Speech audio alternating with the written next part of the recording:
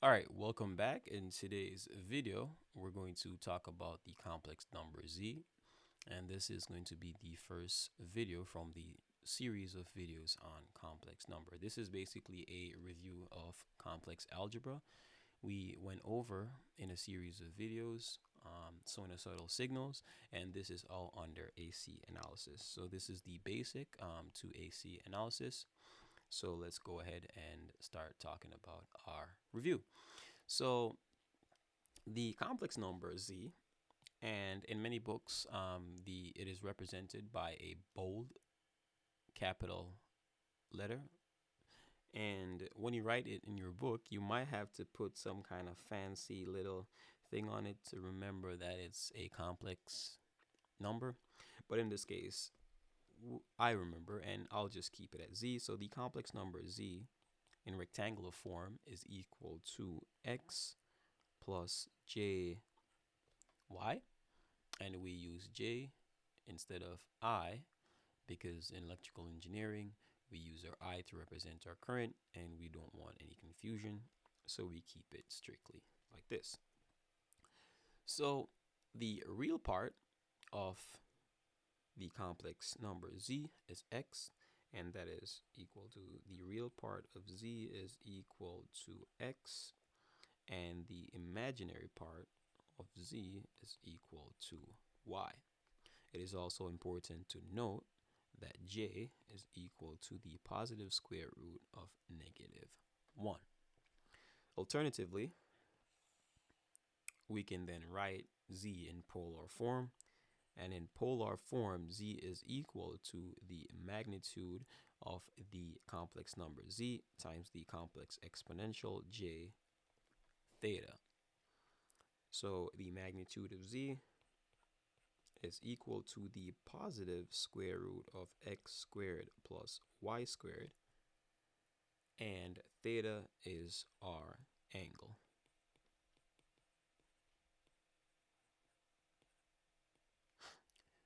We then go ahead and we can say, we don't have to write anything on that, but the angle, the phase angle theta, can be represented in degree or in radians.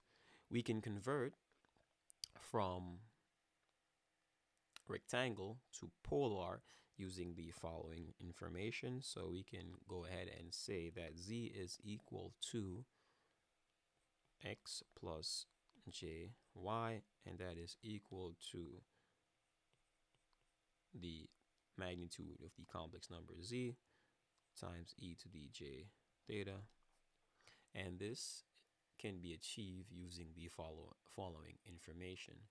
So by applying Euler's identity, which we have here, the complex exponential j theta is equal to cosine theta plus j sine theta. And we can convert from z, as I just mentioned, z from polar into rectangle using the following information. So before I list anything else, let's talk about the complex plane. And I probably not say much about it. It's just a review.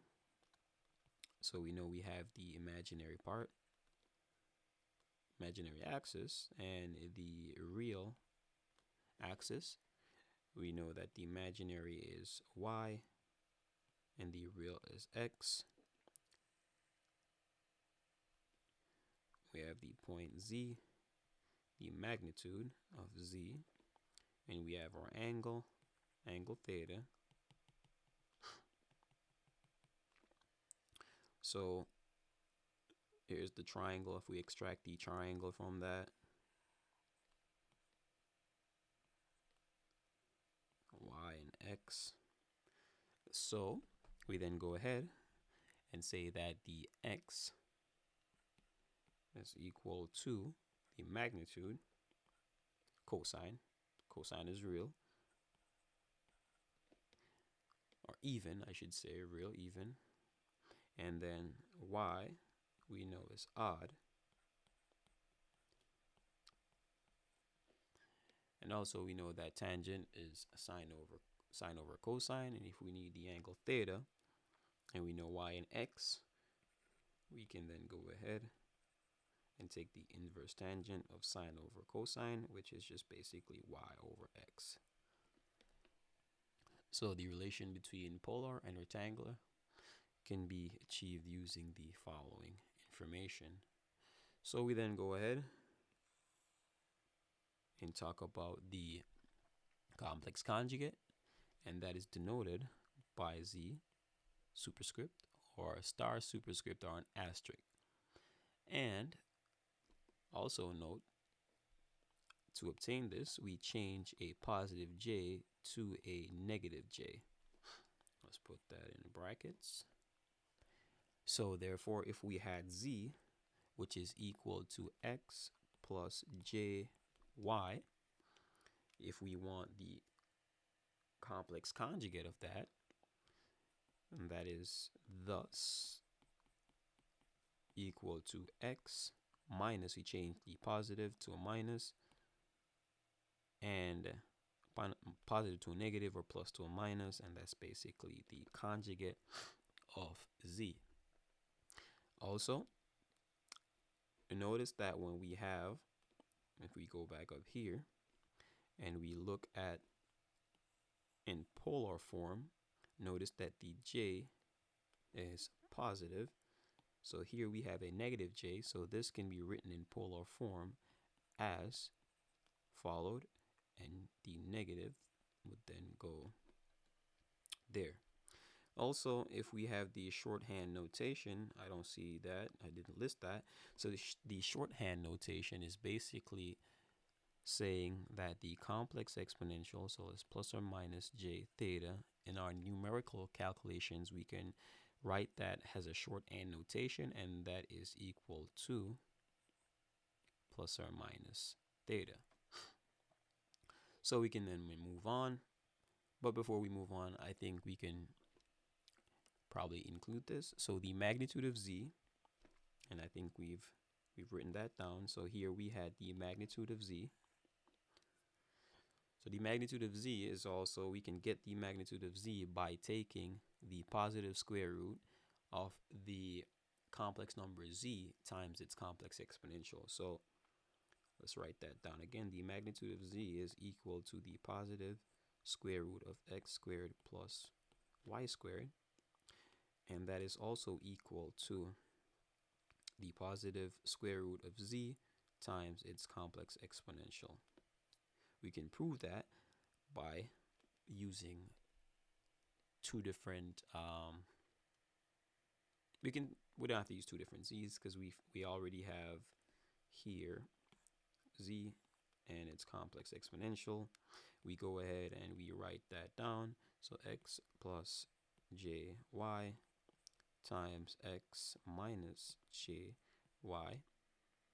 and that is going to equal, let's keep that positive square root, that's going to equal x squared, cancel, so the 2 in the middle is going to cancel, we know that, but let's just keep it for clarity.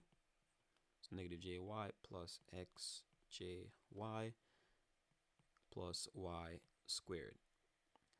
So the j went away because positive j times a positive j is equal to negative 1, and a positive j times a negative j is equal to positive 1. So both j cancel out. So we end up with, keep our positive square root. So here we see we end up with the same thing. So that is important to know. So we then go ahead and let's talk about some properties. So the first property we should talk about is equality. And two complex number can only be equal if and only if. So because we're going to talk about addition, multiplication, and division, let's list our two numbers. So let's use z1 is equal to x1 plus jy1, and z2 is equal to x2 plus jy2. Excuse me. So we can then either list that in polar or keep it in rectangular. So for addition and multiplication, let's keep it in, well, for addition, let's keep it in, addition or subtraction, we keep it in rectangle. It's easier to manipulate that way. So let's go ahead and first talk about equality. So equality in this case, ULITY. So two complex number can only be equal if and only if.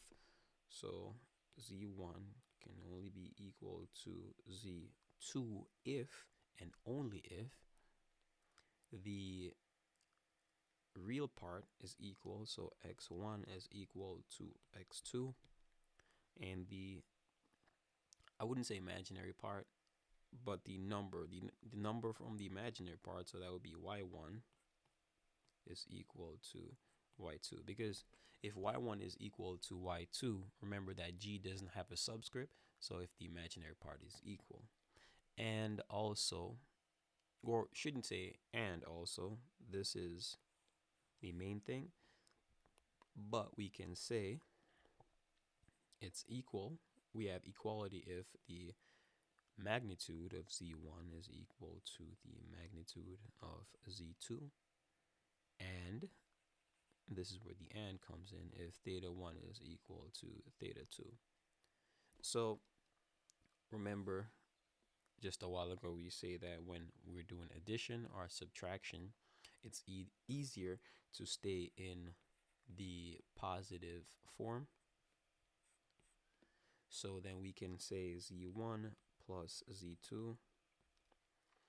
And if we're going to add, we're still dealing with our Z1 and Z2 through the following properties. So to add these, we would then go ahead and say that Z1 plus Z2 is equal to, so we group the real part, so X1 plus X2, group the real part, and then to add the negative, well, not the negative, the imaginary part, we'll just group as well. And to do subtraction, we'll do the same by grouping.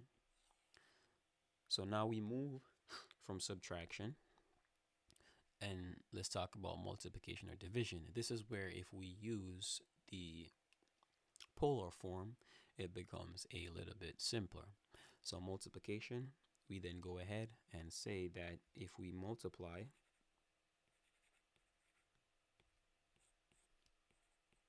Z1 times Z2, and if we do that in, let's do that in rectangle form first.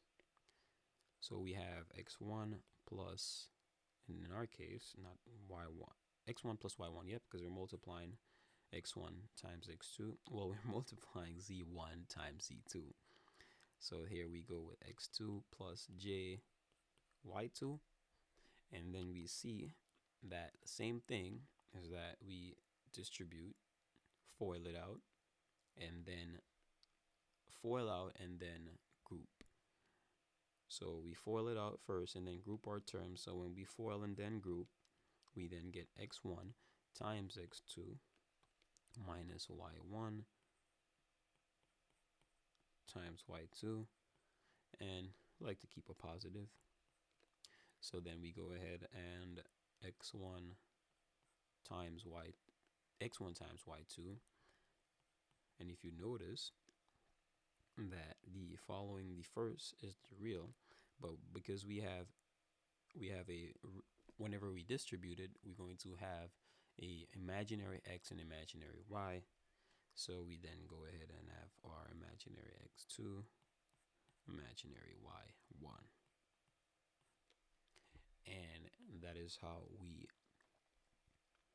multiply two complex numbers in rectangle form. But the easier way to do this is in polar form. And in polar form, we remember that x1, well, not x1, z1 is going to equal in polar form. So this, keep that equal sign on the right hand side. So z1 times z2 in polar form is equal to the magnitude of z1 times the complex exponential. And then we have z2. So we group z1 z2, and then we use the complex, we use exponential property, so that would be e to the j theta 1 plus theta 2. And we can simplify that a little bit, or it's a little bit obvious if we apply Euler's identity. We then keep our first part of this equation. In bracket, we can have our cosine theta 1 plus theta 2 plus j sine theta 1 plus theta 2. And that's a little bit simpler in polar form. We can then go ahead and talk about our division. So our division in polar form is much, so it's much more, a little bit more work. So if we go again and say z1 divided by z2, that is x1 plus j y1 divided by x2 plus j y2. And we don't want to have any imaginary part in our denominator, because if we're going to solve for anything, we would then go ahead and eliminate the imaginary part in the denominator. And we can do this by using the complex conjugate. So we then go ahead and said that x1 plus jy1 divided by x2 plus jy2 times x2, because we're trying to get the imaginary part out of the denominator, jy2, and complex exponential conjugate, complex conjugate. So we change the plus to minus as always, as mentioned earlier. And this is y2. We then remember, if we multiply a complex number by its complex conjugate, we then get the sum of the number squares. So thus, this is equal to, that's in the denominator, so that would be x squared plus y2 squared. And in the top, this is where we have, if we multiply two different numbers, if we multiply, well, we didn't go over any properties such as this one, but this is going to equal to, I think we did actually multiplication. Yep. No, we did not. So in this case, x1 times x2 plus y1 times y2, and that's literally distributing and then grouping. So we then go ahead and include our imaginary part, and this is x2 y1 minus x1 y2. And that is how we basically do our division in polar, well, not in polar form, in rectangle form, but in polar form, it's a little bit easier. So we then go ahead in polar, z1 divided by z2, and that is equal to, as you remember, z1 e to the, keep that 1 there, z2 e to the j omega j theta 2, and then we follow through with that and keep the magnitudes the same, and we apply the complex, when you apply exponential theory, exponential property, and that's going to be e to the j, this time minus because we're dividing. The first one, let's go back up here and see where we had that. So the first one we're multiplying, so that's addition. When we divide, that's subtraction, exponential properties. And as you see, it's a lot simpler. And we go ahead, we can apply Euler identity, and it's going to be in the form, except we change the So when we multiply, we keep positive, and then when we divide, we change this to minus. So as you can see, when we divide,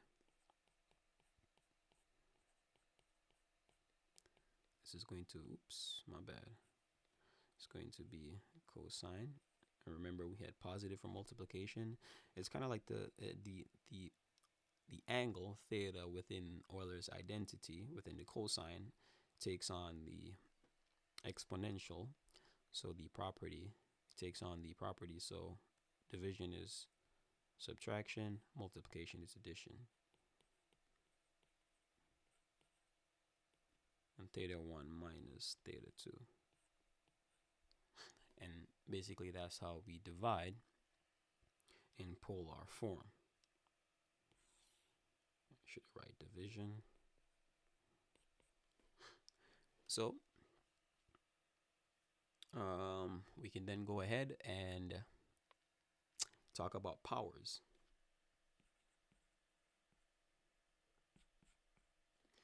So for any positive integer n, we can write the complex exponential or the complex number, but so you want to use powers in polar form. So we have z equals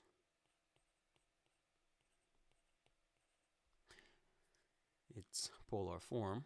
The complex number in polar form is equal to the magnitude of the number z times the complex exponential e to the j theta. If we take that to the power n, let's just do that. So if we well, let's keep it this way for now. Not go too fast. So if we take that to the power n, we end up with, this is going to equal to the magnitude to the power n, and then the complex exponential will take the form of the following.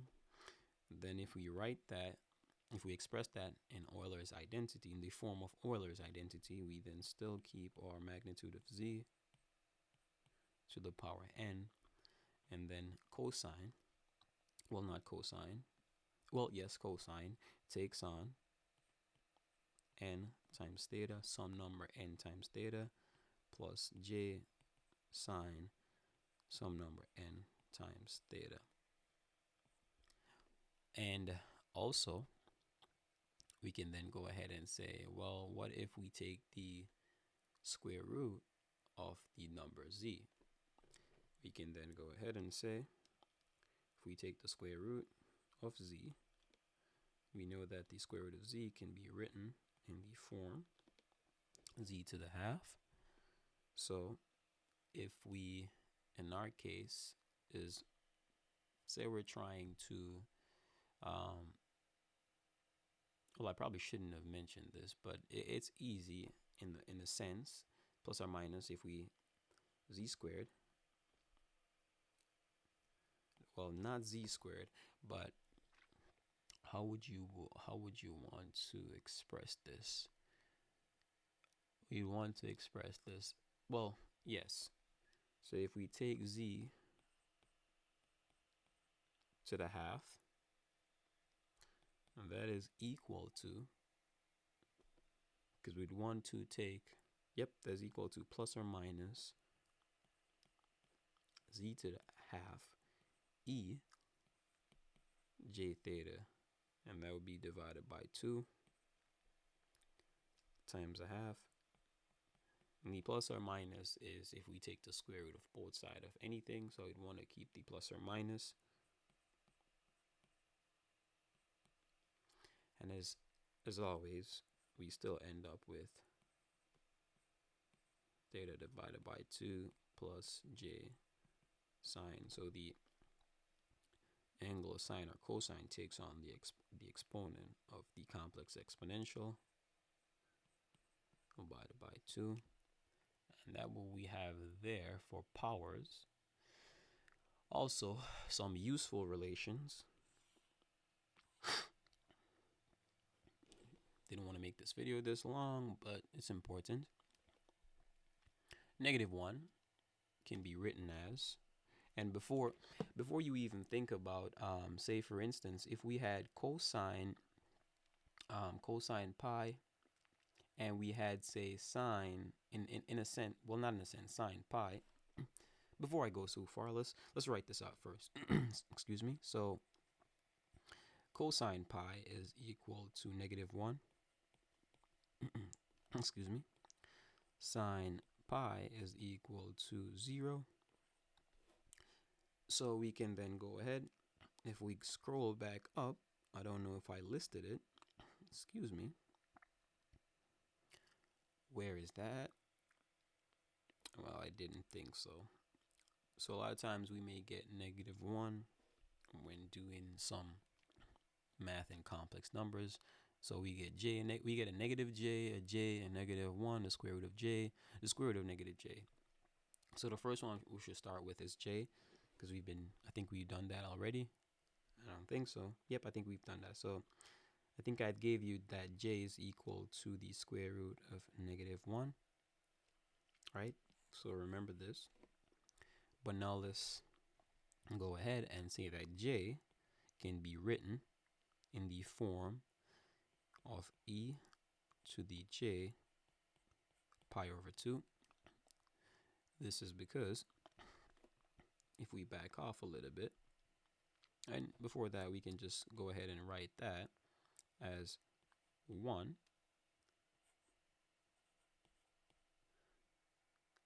times 90 degrees. So if we simplify that a little bit, we can then go ahead and say, okay, j is equal to e to the j half pi half pi, and any way you want to word that. You can then go ahead and say, okay, first let's talk about -1. So -1 is equal to e to the j pi. Remember that e to the j pi, excuse me, e to the j pi, oh, my bad. Remember that e to the j pi is cosine pi plus j sine pi. And if you remember, cosine pi is equal to -1, right? Plus, and then sine, in our case, sine pi, not in our case, in every case, sine pi is equal to 0. So that means it's j times 0, and we get -1. So that's a useful relation. Also, -1 is actually, you can say -1 is equal to, in our case, we can then go ahead and say -1, based on the math we just did, -1 e to the j pi is equal to e to the negative j pi, which we can write as, remember that pi in our unit circle end up at, and I think, not think, but if I recall, and I should recall, so pi is 180 degrees. So this could be written as 180. Excuse me. So we have that also, because half, so if we go ahead, unit circle, we have 180 at pi, we have 90 at pi. We can then go ahead and just say j is equal to 1 times 90, the angle of 90. So that's in polar form, by the way. So -j also is, we just change the j, because as you remember, if we change the j to negative, the complex exponential will take on that negative. So then we'd have basically this. Well, not the the complex exponential will take on the negative. And in our case, we have j pi half. And this is equal to, excuse me, e and -j pi half, which ultimately equal to 1 times the angle of negative 90 degrees. Also, we can go ahead and talk about negative j. Did we talk about? Oh, we did. So let's talk about the square root of j. The square root of j. So first let's write j. So j is equal to pi 1/2. We just mentioned that a while ago. We have it here. So if we take the square root of that, well, if we square it both sides, we then end up with plus or minus, right? Plus or minus e. And as you know, if we half times a half is 1/4. So that would be j times pi over 4.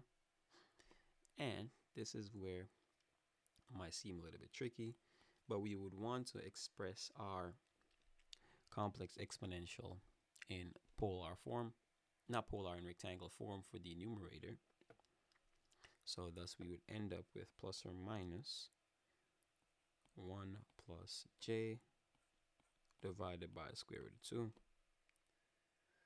And if we change our j to negative j, so if we say negative j, we then get equal plus or minus 1 minus j over the square root of 2. And that's it for today's video on complex algebra. I did not want to make this video this long, but it's also important to go over these simple basics, and it makes the manipulation of complex number a lot easier. Also, when we have Euler's identity, it is important to remember. So let me just write them down. Most important ones that I think I've used. We then have sine theta is equal to e j theta minus e minus, well, the complex exponential e to the j minus j theta, and that's divided by 2j.